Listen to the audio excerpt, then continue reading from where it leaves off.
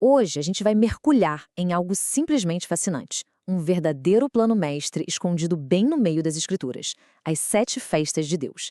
E olha, elas não são só celebrações antigas, não. Elas são, na verdade, um mapa detalhado, um roteiro profético para toda a história da nossa redenção. Vamos entender como esse plano incrível funciona. Já parou para pensar nisso? E se cada passo crucial da salvação, da cruz de Cristo até o fim dos tempos, já tivesse sido de certa forma ensaiado e agendado milênios antes de acontecer? Pois é exatamente essa a revelação por trás dessas festas. A chave para entender tudo está na língua original, no hebraico. A palavra para festas é moedim, que significa tempos determinados, sabe? Tempos marcados. E também mikrar, que quer dizer um ensaio geral. E isso, gente, muda completamente a nossa perspectiva. Não eram só feriados, eram ensaios agendados pelo próprio Deus para os maiores acontecimentos da história. Então, aqui está o calendário profético completo. Ele é dividido em 2 estações principais: as festas da primavera, que, como a gente vai ver, já se cumpriram perfeitamente, e as de outono, que ainda estão por vir. E entre elas tem esse longo período de verão, que simboliza a era da igreja, que é exatamente o tempo em que vivemos hoje. Ok, vamos começar pelas profecias que já viraram história. As 4 festas da primavera foram cumpridas de uma forma assim, com uma precisão matemática durante a primeira vinda de Jesus. É impressionante. A primeira festa, claro, é a Páscoa. A sombra, o ensaio, foi o sangue do cordeiro que protegeu as casas dos israelitas lá no Egito. E a realidade?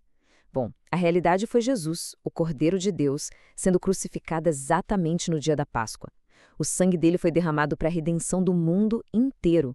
A correspondência é perfeita. Logo em seguida, vinha a festa dos pães ázimos. O fermento, na Bíblia, é quase sempre um símbolo do pecado, da corrupção. E durante 7 dias, nenhum fermento podia ser consumido. Isso aponta direto para o corpo sem pecado de Jesus, que foi sepultado bem durante essa festa. E, claro, aponta para o nosso chamado de viver uma vida pura. E depois, a festa das primícias. Nela, um feixe da primeira parte da colheita era oferecido no templo, como uma garantia de que o resto da colheita viria. E isso é uma ilustração brilhante da ressurreição de Jesus, que aconteceu exatamente nesse dia. Ele é as primícias, a prova viva, a garantia da nossa futura ressurreição. 50 dias depois das primícias, chegamos ao Pentecostes, a grande festa da colheita do trigo. E o que aconteceu exatamente nesse dia, anos depois? Em Atos 2, o Espírito Santo desceu sobre os discípulos e 3.000 pessoas foram salvas. Foi o nascimento da igreja, a grande colheita de almas de Deus, cumprindo essa festa nos mínimos detalhes. Então, vamos parar e pensar um pouco. São 4 festas, 4 eventos centrais da vida de Cristo, todos cumpridos nos dias exatos e com um simbolismo perfeito. A precisão disso, sinceramente, é de tirar o fôlego. Isso, claro, nos leva a uma pergunta inevitável, né? Se as 4 primeiras se cumpriram com essa exatidão toda, o que a gente pode esperar das 3 festas que ainda faltam? Pois é aqui que o nosso roteiro profético nos joga para o futuro. As festas de outono não são sobre o que já aconteceu. Elas são sobre o que ainda está por vir e apontam diretamente para a segunda vinda de Cristo. A primeira festa do outono é a festa das trombetas. O som do shofar, aquela trombeta de chifre de carneiro, era um alarme divino, uma chamada à atenção. Profeticamente, ela aponta para o arrebatamento da igreja, aquele momento em que a última trombeta vai soar para reunir o povo de Deus. Em seguida, vem o dia mais solene de todos, o dia da expiação, o Yom Kippur.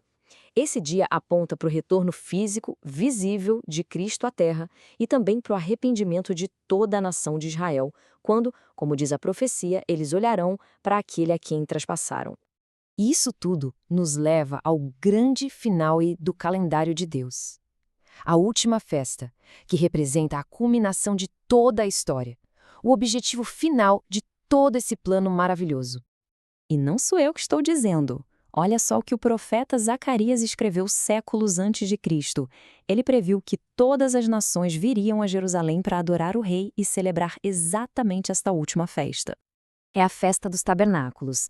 Ela celebrava o tempo em que Deus habitou ou tabernaculou com Israel no deserto.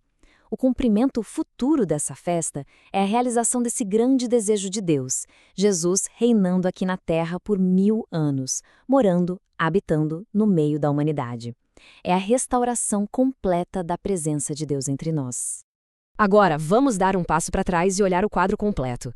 Do sacrifício de Jesus, à sua ressurreição, do derramamento do Espírito Santo, ao retorno do Rei e, finalmente, ao seu reino aqui na Terra, tá tudo conectado. É uma única e grande história. Essa tabela aqui resume tudo de um jeito bem claro, né? A gente vê cada festa, o que ela significa para a nossa redenção e o seu status profético. 4 já cumpridas, 3 ainda por vir, é um plano coeso, lógico e que avança no tempo. E o mais incrível é pensar nisto. As estações da natureza, a lei dada a Moisés e os eventos do Evangelho, tudo dança em perfeita sincronia. O arquiteto que desenhou os ciclos da colheita é o mesmo autor da história da redenção. Um plano único, traçado muito antes da fundação do mundo.